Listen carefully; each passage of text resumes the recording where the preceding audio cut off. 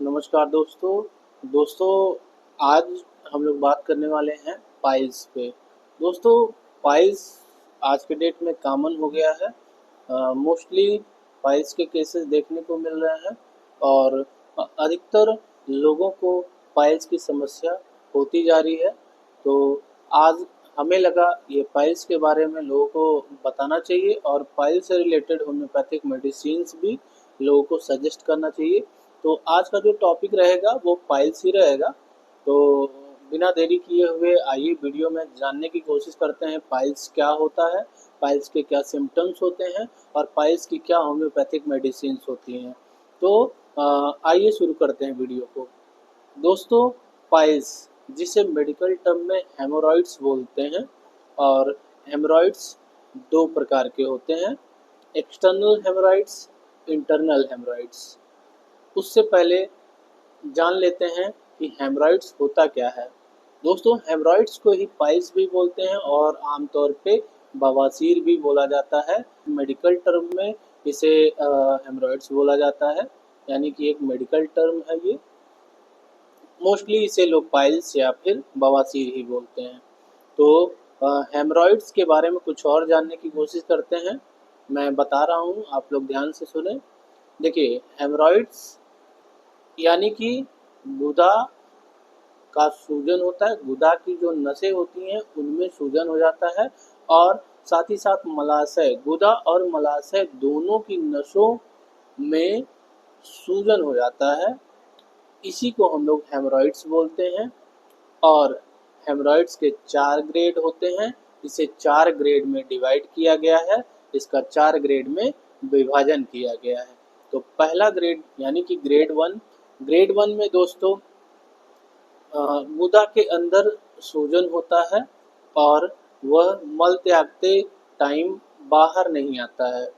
दूसरा जो ग्रेड होता है उसमें गुदा और मलाशय के अंदर सूजन तो होता है और वो सूजन जो स्वेलिंग जो होती है मलाशय और गुदा की नसों के अंदर जो सूजन होता है वो मल त्यागते समय बाहर की तरफ चला आता है और जैसे ही मल त्याग कर उठते हैं वो मल त्यागने के बाद वो अंदर चला जाता है। तो ये सेकंड ग्रेड की बात हो गई। अब जान लेते हैं थर्ड ग्रेड में क्या होता है।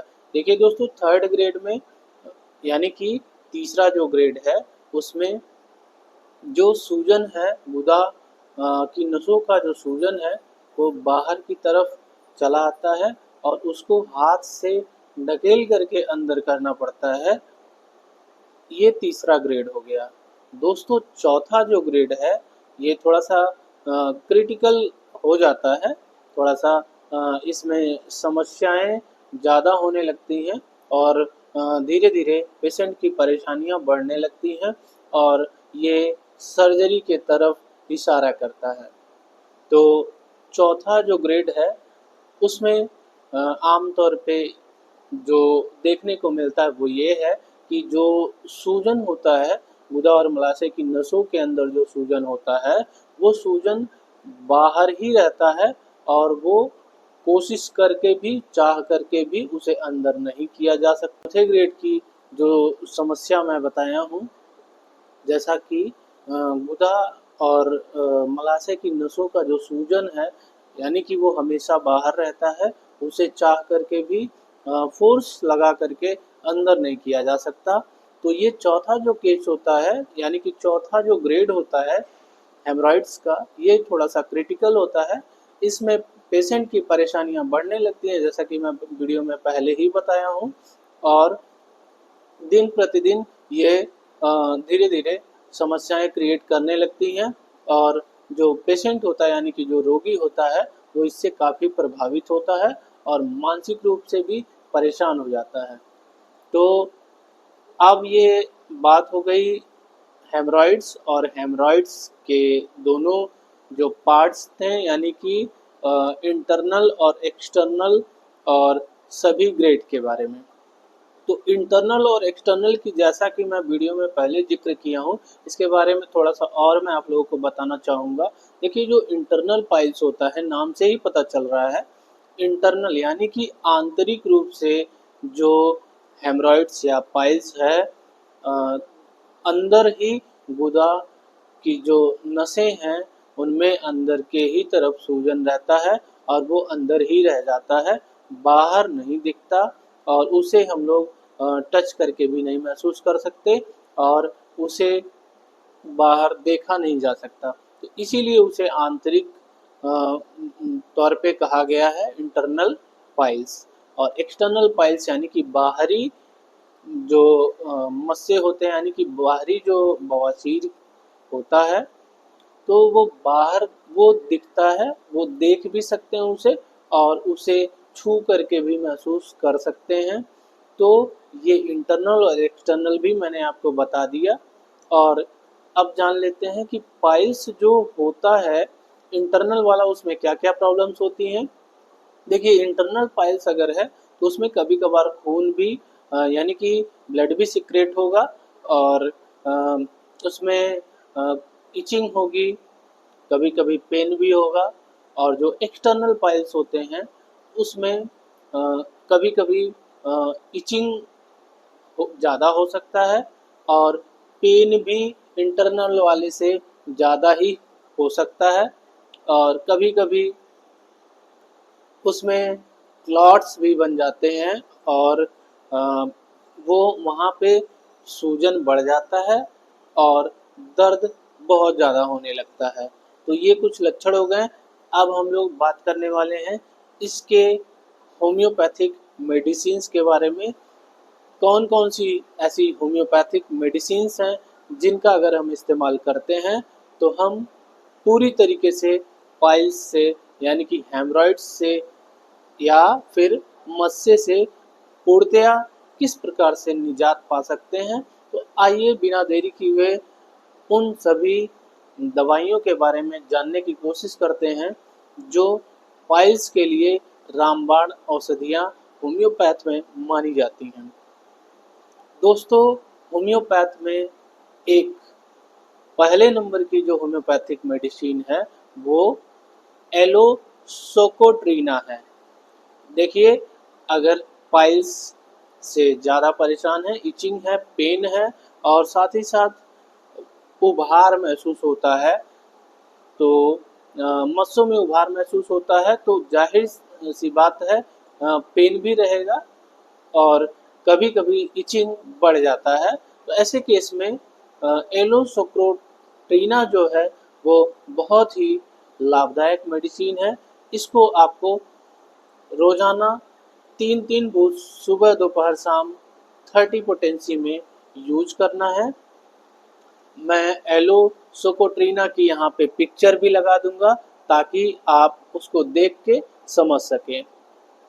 दोस्तों, एलोसोकोट्रीना मैं पहले भी बताया 30 पोटेंसी में लेना है और 3-3 बूंद सुबह दोपहर शाम, ऐसा आपको 15 से 20 दिनों तक करना है। आराम लगने लगे तो फिर इसके डोजेज को कंटिन्यू 2 से 3 महीनों तक आपको यूज करना है।